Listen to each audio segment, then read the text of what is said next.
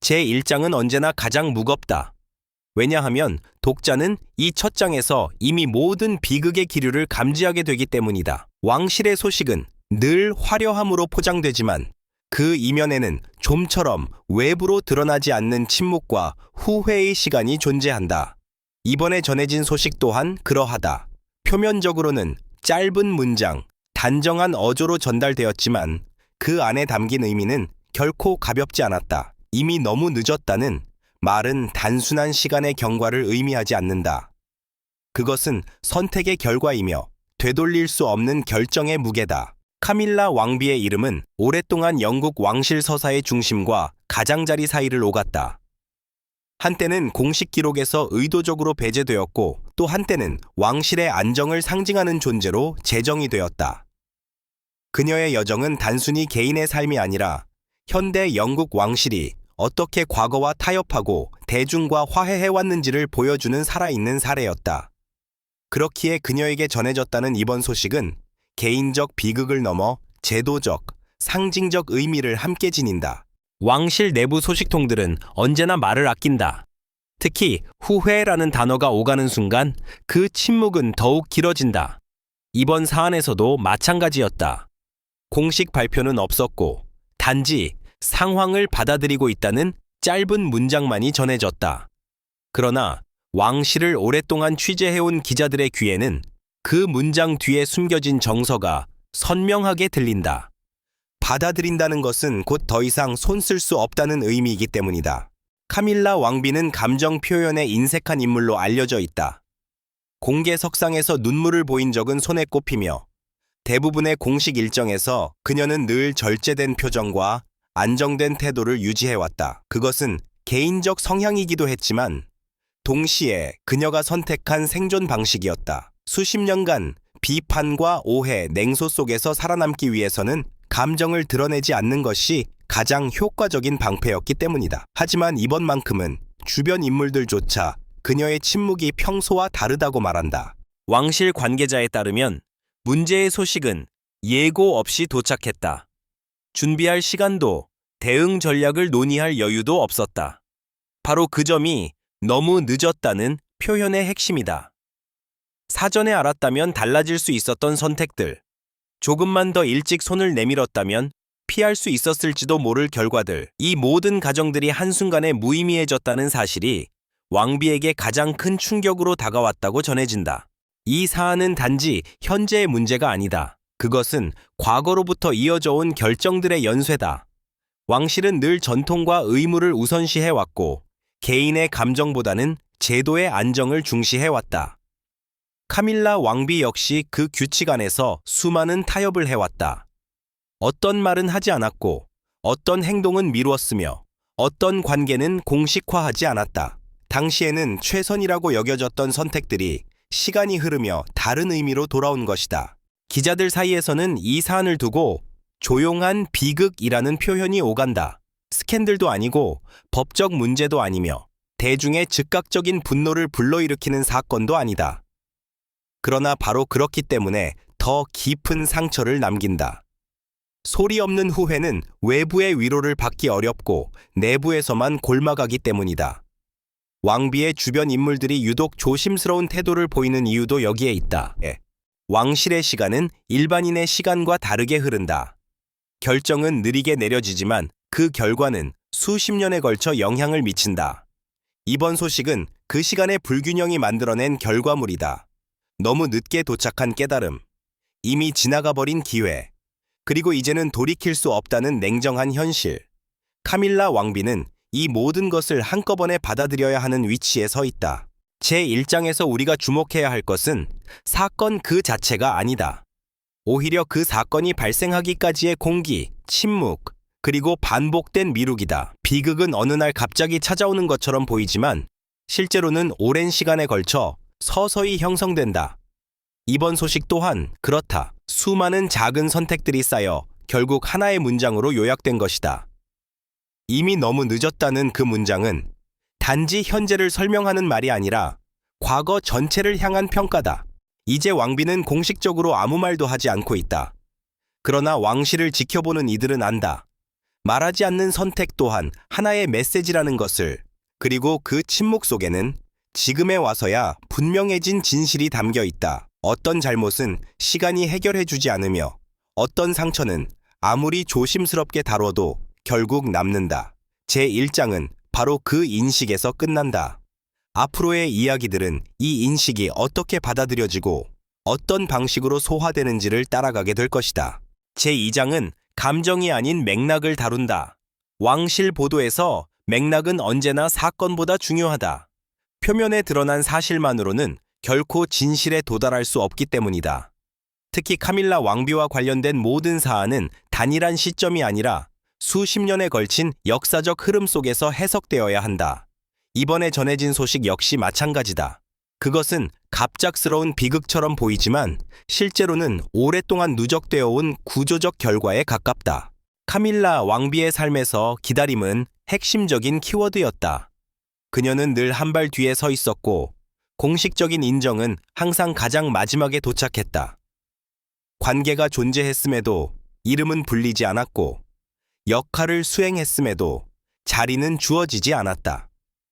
왕실이라는 체계 안에서 그녀가 택할 수 있는 방식은 많지 않았다.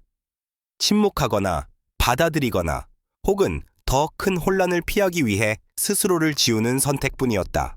이러한 선택의 반복은 한 개인의 내면에 조용한 균열을 남긴다. 외부에서는 이를 인내나 품위로 해석하지만 내부에서는 점차 누적되는 피로와 체념으로 작용한다. 왕실을 오래 취재해온 이들은 카밀라 왕비가 특정 시점 이후부터 과거에 대해 언급하지 않기 시작했다는 점을 기억한다.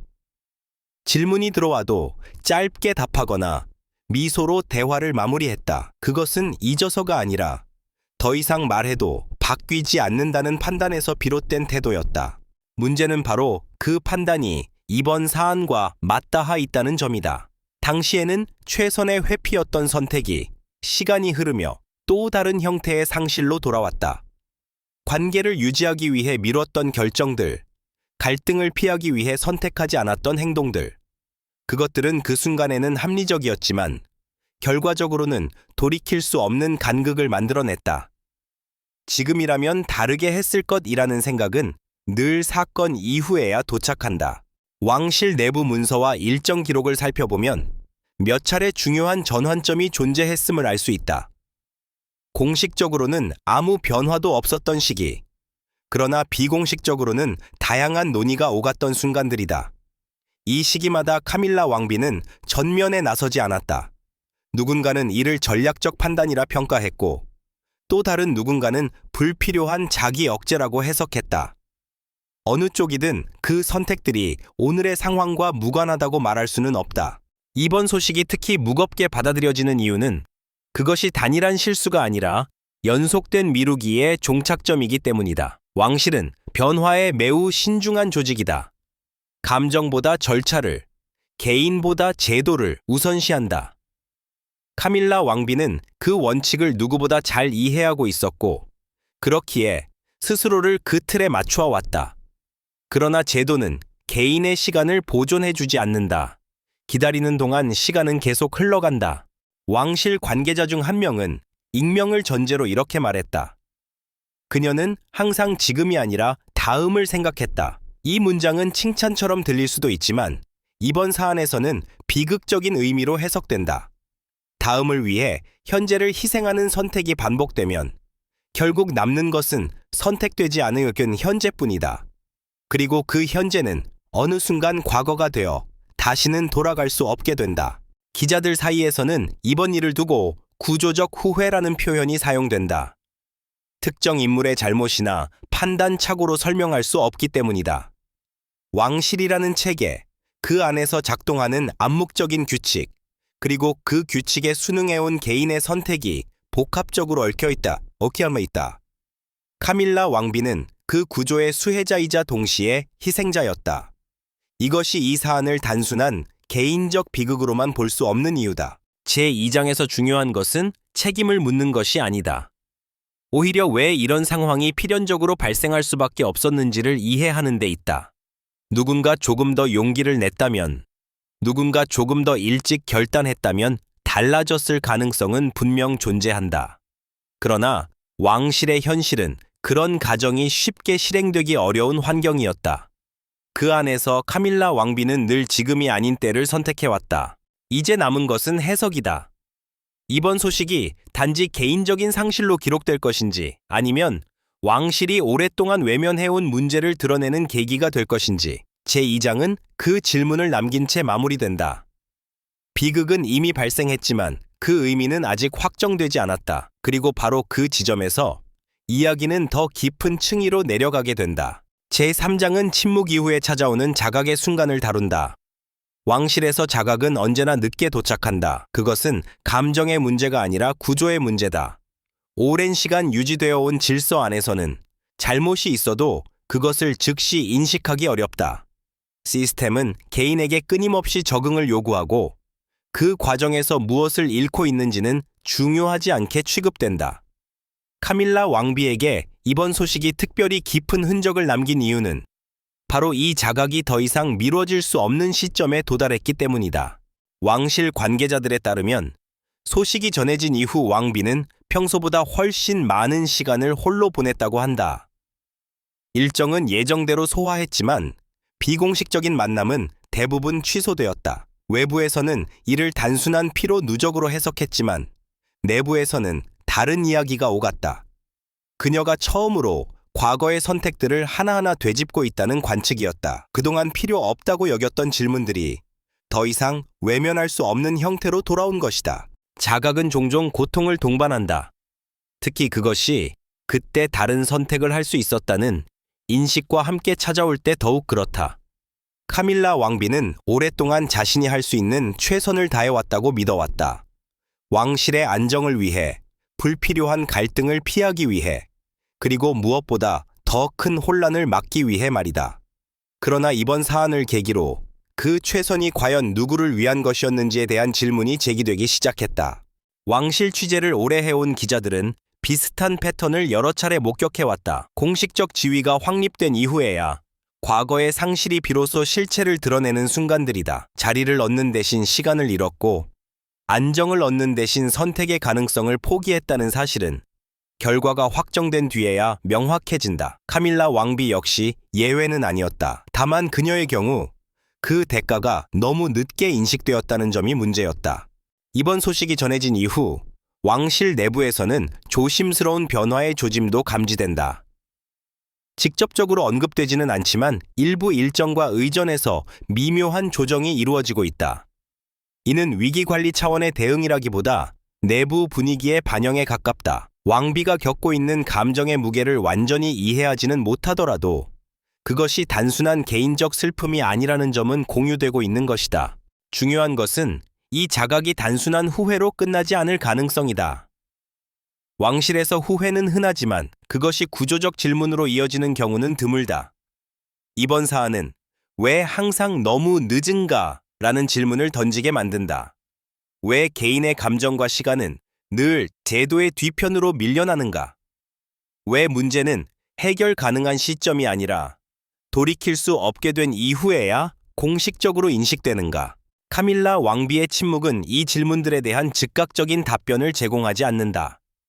그러나 침묵 그 자체가 하나의 산케이트로 읽히는 이유는 그녀가 더 이상 이전과 같은 방식으로 상황을 넘기지 않을 것이라는 관측 때문이다.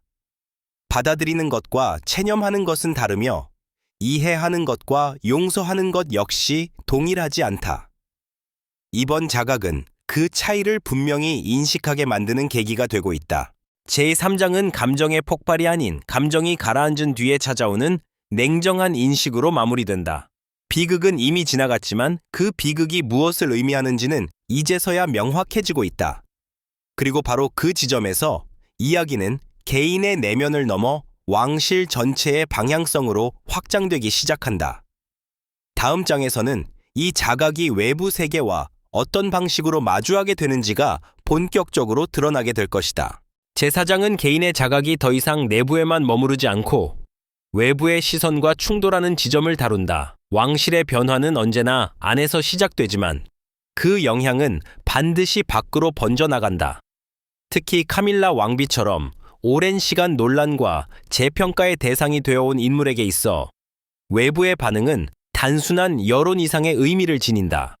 이번 사안 이후 감지된 분위기의 변화는 조용하지만 분명한 파문을 만들어내고 있다. 공식 발표가 없었음에도 불구하고 언론은 이미 감각적으로 반응하기 시작했다. 기사들은 직접적인 사실보다 뉘앙스에 주목했고 사진 한 장, 일정의 미세한 변화, 표정의 차이까지 분석의 대상이 되었다. 왕실 보도를 전문으로 하는 언론일수록 더욱 신중했지만 그 신중함 속에서도 하나의 공통된 인식이 드러났다. 이번 일은 일시적인 감정의 문제로 치부할 수 있는 사안이 아니라는 점이다. 대중의 반응은 예상보다 절제되어 있었다.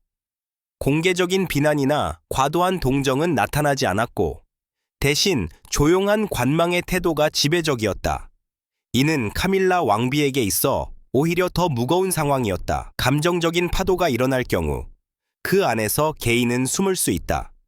그러나 조용한 시선은 모든 움직임을 더 또렷하게 드러낸다. 무엇을 말하지 않는지, 무엇을 선택하지 않는지까지도 평가의 대상이 된다. 왕실 내부에서는 이 외부의 침묵을 긍정적인 신호로 해석하려는 움직임도 있었다. 논란이 확산되지 않았다는 점, 불필요한 추측이 공식화되지 않았다는 점은 분명 관리 측면에서는 성공으로 보일 수 있다. 그러나 장기적으로 보았을 때 이 침묵은 또 다른 형태의 질문을 낳는다. 왜 이번에는 아무도 크게 말하지 않는가? 그것은 이해인가? 아니면 피로의 결과인가? 카밀라 왕비가 느끼는 압박은 바로 이 지점에서 증폭된다. 과거에는 비판이 명확했기에 대응의 방향도 분명했다. 그러나 지금의 상황은 다르다. 명시적인 적도, 분명한 옹호도 존재하지 않는다. 남아있는 것은 해석의 여지뿐이다. 그녀가 어떤 태도를 취하느냐에 따라 이번 사안은 책임의 이야기로도 구조의 문제로도 혹은 단순한 개인사로도 기록될 수 있다. 왕실을 취재해온 일부 언론인들은 이번 상황을 전환점의 전조로 표현한다. 아직 아무것도 바뀌지 않았지만 이전과 같은 방식으로는 더 이상 넘어갈 수 없다는 인식이 공유되고 있다는 것이다. 특히 젊은 세대의 독자층에서는 개인의 감정과 삶을 오랫동안 억눌러 온 왕실 문화에 대한 재평가 움직임이 서서히 감지되고 있다. 카밀라 왕비의 사례는 그 논의에 현실적인 무게를 더한다. 이 장에서 주목할 점은 외부의 시선이 반드시 적대적이지는 않다는 사실이다. 오히려 그것은 오랜 시간 쌓여온 서사를 다시 바라보게 만드는 거울에 가깝다. 대중은 이제 단순한 선악 구도를 넘어 선택의 맥락과 그 결과에 관심을 두기 시작했다. 이는 왕실 보도의 방향이 변화하고 있음을 의미하며 카밀라 왕비 개인에게도 새로운 부담이자 가능성으로 작용한다. 제4장은 질문으로 끝난다. 이번 사안은 과연 어떻게 기억될 것인가? 조용히 지나간 하나의 사건으로 남을 것인가? 아니면 왕실이 스스로를 재정의하게 만드는 계기가 될 것인가? 외부의 시선은 이미 움직이기 시작했고 이제 공은 더 이상 완전히 내부에만 머물러 있지 않다. 다음 장에서는 이 시선이 구체적인 변화의 요구로 전환되는 과정을 따라가게 된다. 제5장은 그동안 표면 아래에 머물러 있던 감정과 인식이 구체적인 요구와 압력의 형태로 전환되는 과정을 다룬다. 왕실은 여론에 직접적으로 반응하지 않는 조직이지만 여론이 형성하는 흐름을 무시하지도 않는다. 특히 이번 사안처럼 명확한 사건보다 축적된 맥락이 중심이 되는 경우 변화의 요구는 조용하지만 지속적인 방식으로 나타난다. 최근 몇 주 사이 왕실 관련 논평의 어조에는 분명한 변화가 감지된다. 과거에는 인물 중심의 평가가 주를 이루었다면 이제는 구조와 문화에 대한 질문이 점점 더 많이 등장하고 있다. 카밀라 왕비의 상황은 더 이상 개인의 선택이나 성격 문제로 환원되지 않는다. 대신 왜 이런 선택만이 가능했는지, 왜 다른 길은 실질적으로 차단되어 있었는지에 대한 분석이 이어지고 있다. 이러한 변화는 왕실 내부에도 일정한 긴장을 만들어낸다. 직접적인 비판이 아닌 만큼 공식 대응은 어렵고 그렇다고 완전히 외면하기에도 부담이 크다. 특히 이번 사안이 이미 늦었다는 인식과 결합되면서 앞으로의 결정에 대한 기대치가 자연스럽게 높아지고 있다. 과거의 잘못을 되돌릴 수 없다면 최소한 같은 패턴을 반복하지는 말아야 한다는 요구가 형성되고 있는 것이다. 카밀라 왕비 개인에게 이 요구는 이중적인 의미를 갖는다. 한편으로는 또 다른 부담이며 다른 한편으로는 처음으로 자신의 경험이 구조적 문제로 해석되고 있다는 신호이기도 하다. 오랫동안 그녀의 이야기는 개인적 서사로 소비되어 왔다. 그러나 지금은 그 경험이 왕실 전반의 운영 방식과 연결되어 논의되고 있다. 이는 동정이나 비난을 넘어서는 단계다. 왕실을 오래 취재해온 관찰자들은 이 시점을 매우 중요하게 평가한다. 왜냐하면 이와 같은 요구가 공개적으로 폭발하지 않고 분석과 담론의 형태로 유지될 경우 실제 변화로 이어질 가능성이 높기 때문이다. 소란스러운 비판은 방어적 반응을 낳지만 조용한 문제 제기는 내부 검토를 촉진한다. 현재의 분위기는 후제 가깝다. 이 장에서 주목할 또 하나의 요소는 세대 간 인식 차이다. 젊은 세대일수록 개인의 삶과 감정이 제도에 의해 소모되는 구조에 대해 비판적이다. 그들은 카밀라 왕비의 사례를 과거의 특수한 이야기로 보지 않는다. 대신 변화하지 않을 경우 반복될 수 있는 문제의 예로 인식한다. 이 인식은 장기적으로 왕실의 정당성 담론과도 연결될 수밖에 없다. 왕실 내부에서는 아직 구체적인 개편이나 선언이 나오지 않았다. 그러나 일부 인사들의 발언과 비공식적 움직임을 종합해보면 적어도 논의의 필요성은 인정되고 있는 것으로 보인다. 이는 작은 변화처럼 보일 수 있지만 왕실이라는 조직에서는 상당히 이례적인 신호다. 변화는 늘 인정에서 시작되며 인정은 종종 가장 어려운 단계다. 제5장은 하나의 결론을 내리지 않는다. 대신 방향을 제시한다. 이번 사안은 과거를 수정할 수 없다는 사실을 모두에게 각인시켰다. 그렇다면 이제 남은 선택지는 미래를 어떻게 다룰 것인가이다. 요구는 이미 형성되었고 압력은 서서히 축적되고 있다. 다음 장에서는 이 요구가 실제 행동과 결정으로 이어질 수 있는 조건과 한계를 살펴보게 될 것이다. 제6장은 변화의 요구가 실제 결정과 행동의 영역으로 옮겨갈 수 있는지, 그리고 그 과정에서 드러나는 한계와 저항을 다룬다. 왕실에서 행동은 언제나 신중하게 설계된다. 감정이나 여론의 흐름에 즉각 반응하는 것은 위험한 전례를 남길 수 있기 때문이다. 그렇기에 이번 사안 이후의 움직임은 더욱 조심스럽고 동시에 더 많은 해석을 낳고 있다. 우선 분명한 것은 단기간 내에 극적인 변화가 나타날 가능성은 높지 않다는 점이다. 왕실은 위기 상황에서도 연속성을 유지하는 것을 최우선 가치로 삼는다. 카밀라 왕비의 개인적 경험이 구조적 문제로 논의되고 있음에도 불구하고 그 논의가 즉시 제도 개편으로 이어지지는 않는다. 대신 작은 조정 표현의 변화, 그리고 내부 기준의 재검토라는 방식이 선호된다. 실제로 일부 공식 문서와 일정 운영 방식에서 미묘한 변화가 관측되고 있다. 과거에는 관례적으로 미뤄졌던 사안들이 비교적 빠르게 검토되는 경우가 늘었고, 비공식적 의견 수렴의 범위도 확대되고 있다. 이는 외부에 크게 드러나지 않지만 내부에서는 분명한 신호로 받아들여진다. 변화가 시작되었다기보다는 변화의 가능성이 공식적으로 인정되었다고 보는 편이 더 정확하다. 그러나 이 과정에는 명확한 저항도 존재한다. 전통을 중시하는 일부 인사들은 이번 사안을 특정 개인의 특수한 사례로 한정하려는 경향을 보인다. 구조적 문제로 확대 해석할 경우 과거의 수많은 결정들 역시 재평가의 대상이 되기 때문이다. 왕실에게 있어 과거를 다시 여는 일은 늘 위험을 동반한다. 안정과 신뢰를 유지하기 위해 쌓아 올린 서사가 흔들릴 수 있기 때문이다. 카밀라 왕비는 이 복잡한 지점의 중심에 서 있다. 그녀가 직접 변화를 요구할 가능성은 높지 않다. 오히려 그녀의 선택은 또 한 번 침묵에 가까울 것이다. 그러나 이번 침묵은 이전과는 다른 의미를 지닌다. 그것은 체념이 아니라 이미 제기된 질문들이 내부에서 계속 논의되도록 남겨두는 방식에 가깝다. 때로는 말하지 않는 것이 더 큰 변화를 촉발하기도 한다. 왕실 보도를 담당하는 기자들 사이에서는 이번 사안이 기준의 재설정으로 이어질 수 있다는 전망도 나온다. 명문화된 규칙이 아니라 관행과 판단의 기준이 달라질 수 있다는 것이다. 이는 눈에 보이지 않지만 장기적으로는 매우 중요한 변화다.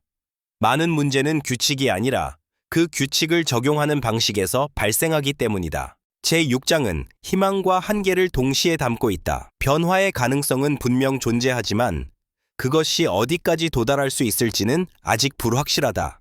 왕실이라는 조직은 늘 서서히 움직이며 때로는 기대보다 훨씬 느린 속도로 반응한다.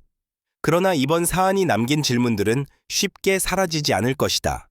이미 너무 늦었다는 인식은 적어도 다음 선택을 미루지 말아야 한다는 압박으로 작용하고 있다. 이제 이야기는 마지막 장으로 향한다. 남은 것은 평가다. 이 모든 과정이 무엇을 남겼는지, 그리고 카밀라 왕비와 왕실은 어떤 의미로 기억될 것인지, 제7장은 그 평가의 지점에서 이야기를 마무리하게 될 것이다. 제7장은 이 모든 과정을 지나온 뒤에 남는 기억과 해석의 자리를 다룬다. 사건은 언제나 순간적으로 발생하지만 그것이 어떤 의미를 갖게 되는지는 시간이 결정한다. 카밀라 왕비에게 전해진 이번 소식 역시 마찬가지다. 그것은 한 시점의 비극으로 끝나지 않고 그녀의 삶과 왕실의 서사 전체를 다시 읽게 만드는 기준점으로 남게 된다. 돌이켜보면 이 이야기는 단 하나의 실수나 선택으로 설명될 수 없다. 오히려 반복된 미루기, 침묵, 그리고 제도를 우선시하는 문화가 축적된 결과다. 이미 너무 늦었다는 표현은 그래서 개인에게만 향하지 않는다. 그것은 시스템 전체를 향한 평가이며 동시에 경고다. 어떤 가치가 우선되어 왔는지, 그 과정에서 무엇이 소외되었는지를 분명하게 드러낸다. 카밀라 왕비는 앞으로도 공개적으로 이 사안을 언급하지 않을 가능성이 크다. 그러나 말하지 않는다고 해서 이 이야기가 사라지는 것은 아니다. 왕실의 역사는 늘 공식 기록과 비공식 기억이 함께 구성해왔다. 그리고 후자는 종종 전자보다 더 오래 남는다. 이번 사안은 공식 연표의 한 줄로 정리되기보다는 해석과 논의의 형태로 지속될 것이다. 중요한 것은 이 이야기가 단순한 동정의 대상으로 소비되지 않는다는 점이다. 대중과 언론은 이미 한 단계 더 나아간 질문을 던지고 있다. 왜 이런 상황이 반복되는가? 그리고 무엇을 바꾸지 않는 한 같은 결말이 다시 나타날 것인가? 이 질문들은 카밀라 왕비 개인을 넘어 왕실의 존재 방식 자체를 향하고 있다. 제7장은 그래서 결론을 강요하지 않는다. 대신 하나의 인식을 남긴다. 시간이 모든 것을 해결해주지는 않는다는 사실이다. 오히려 시간은 선택의 결과를 더 선명하게 드러낼 뿐이다. 너무 늦게 도착한 깨달음은 아프지만 그 아픔이 다음 세대의 선택을 바꿀 수 있다면 완전히 헛된 것은 아니다. 카밀라 왕비의 이야기는 앞으로도 다양한 방식으로 재해석될 것이다. 평가도, 비판도, 이해도 계속해서 교차할 것이다. 그러나 분명한 것은 이번 사안을 통해 왕실과 그 구성원들이 더 이상 같은 방식으로 침묵하기는 어려워졌다는 점이다. 이미 늦었다는 인식은 역설적으로 지금 이 순간을 더 중요하게 만든다. 이로써 이야기는 마무리된다. 비극은 지나갔고 시간은 계속 흐른다. 그러나 어떤 말은 오래 남는다. 그리고 그 말이 남긴 흔적은 다음 선택이 내려지는 순간 다시 모습을 드러낼 것이다.